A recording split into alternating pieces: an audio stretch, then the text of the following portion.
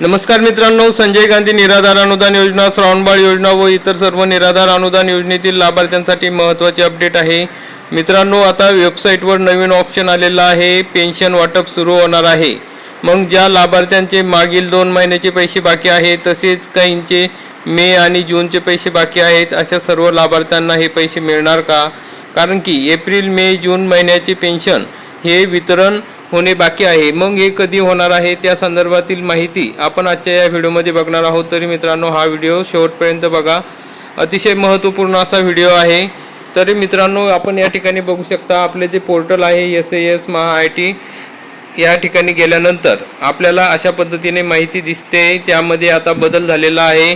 यामध्ये जे पोर्टलचं काम चालू होतं 15 जूनपर्यंत, त्यामध्ये आता वाढ करण्यात आलेली आहे। तर आपण या ठिकाणी बघू शकता, महत्त्वाच्या सूचना MHA-DBT पोर्टलवर या ठिकाणी तात्पुरत्या स्वरूपात या ज्या सेवा होत्या त्या अनुपलब्ध राहणार होत्या। तर या ठिकाणी बघा, आता नवीन माहिती या ठिकाणी दिलेली आहे। प्रति सर्व विभाग, संस्था, अर्जदार यास महाराष्ट्र शासनातर्फे सुधारित सेवा, अधिक कार्यक्षम आणि थेट लाभ हस्तांतरण योजनांची सुविध अंमलबजावणी सुनिश्चित करण्यासाठी विद्यमान MHA-DBT पोर्टलवर आता MHA-DBT पोर्टल आता MHA-DBT 2 या नव्या रूपात अद्ययावत करण्यात येत आहे। प्रणाली स्थानांतरण आणि संबंधित तांत्रिक कामामुळे MHA-DBT पोर्टलवरील सेवा दिनांक 21 जून 2026 पर्यंत तात्पुरत्या स्वरूपात अनुपलब्ध राहतील, याची आपण कृपया नोंद घ्यावी।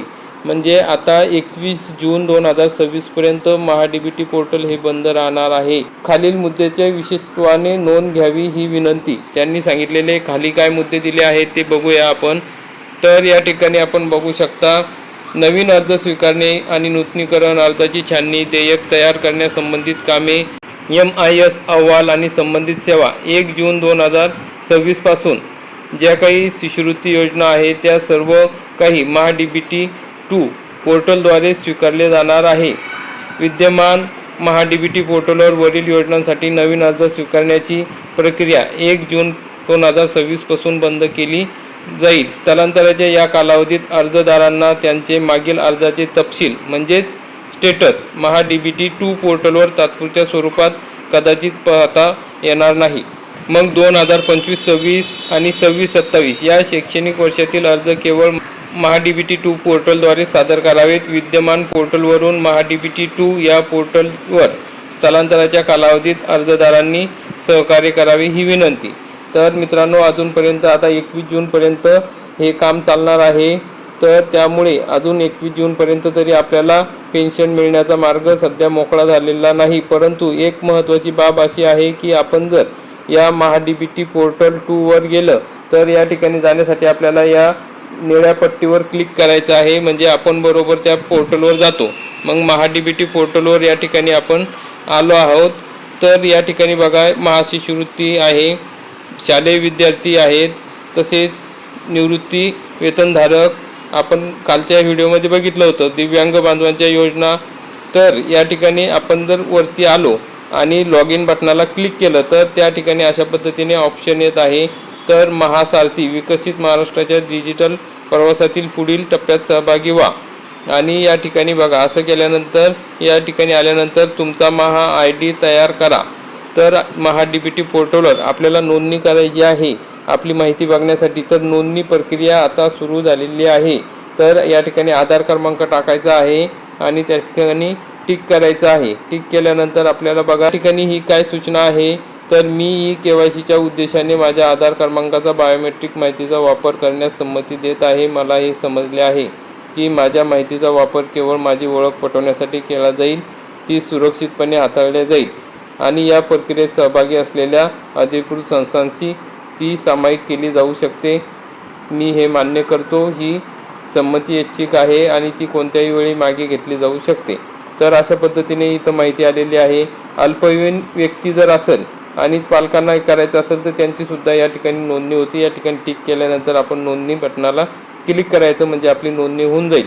परंतु मित्रांनो, स्टेटस बघण्यासाठी आपण पुढे गेले असता आपल्याला या ठिकाणी माहिती मिळत नाही। त्या ठिकाणी पोर्टल अंडर मेंटेनन्स असा ऑप्शन येत आहे।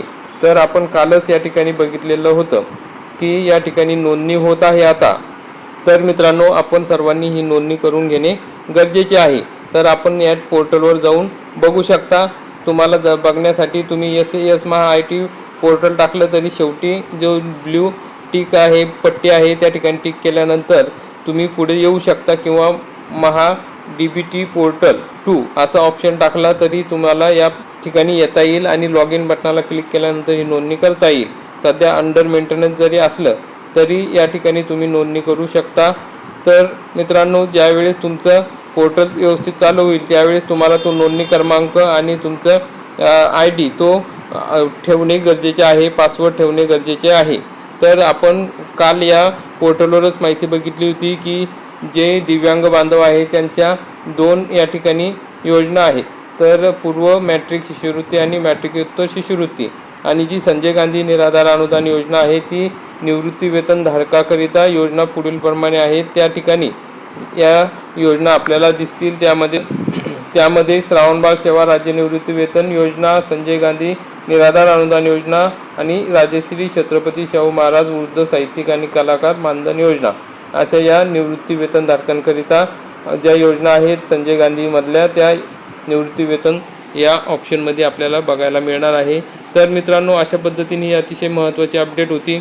आणि जे आपल्याला पेन्शन मिळणार आहे तर ते पेन्शन आता 21 तारखेच्या नंतरच ज्या वेळेस हे पोर्टल व्यवस्थित चालू होईल, आपला डाटा अपडेट होईल त्याच वेळेस आपल्याला हे मिळू शकणार आहे। कारण की जे आपले SAS.MyIT.org हे पोर्टल आहे त्यावरचा ऑप्शन अजूनपर्यंत गेलेला नाही, जो मेसेज आहे तो गेलेला नाही।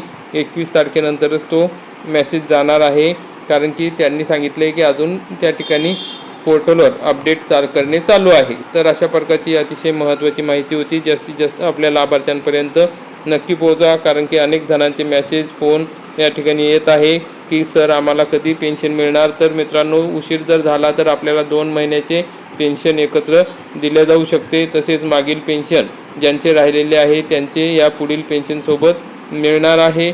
त्यामुळे काळजी करू नका, लवकरच हा मेसेज या पोर्टलवरचा जाईल, त्यावेळेस आपल्याला आपले पेन्शन मिळेल, आपले पैसे मिळतील। त्यामुळे मित्रांनो, आता 21 जून 2026 पर्यंत आपल्याला थांबणे गरजेचे आहे। यामध्ये बच्चूभाऊ कडू यांनी लक्ष घालणे गरजेचे आहे, कारण की अनेक दिव्यांग लाभार्थी आहेत, निराधार लाभार्थी आहेत, विधवा महिला आहेत, ज्येष्ठ नागरिक आहे, यांना हे पेन्शन खूप गरजेचे आहे आणि त्यांना हे वेळेवर मिळाले तरच त्यांचे जीवनमान व्यवस्थित चालेल। जर मित्रांनो एखादे दिव्यांग बांधव, निराधार बांधव यांना कोणत्याही कारणामुळे पेन्शन मिळाले नाही तर त्यांचे पेन्शन हे बुडीत आहे, त्यांना थकीत पेन्शन मिळतच नाही। कारण की अनेक बांधवांची थकीत पेन्शन राहिलेली आहे, यावर सुद्धा लक्ष घालणे गरजेचे आहे। तर अशा प्रकारची अतिशय महत्त्वाची अपडेट होती। व्हिडिओ आवडल्यास व्हिडिओला लाईक करा, चॅनलला सबस्क्राईब करा, बेल आयकॉनला क्लिक करा। धन्यवाद। जय हिंद, जय महाराष्ट्र।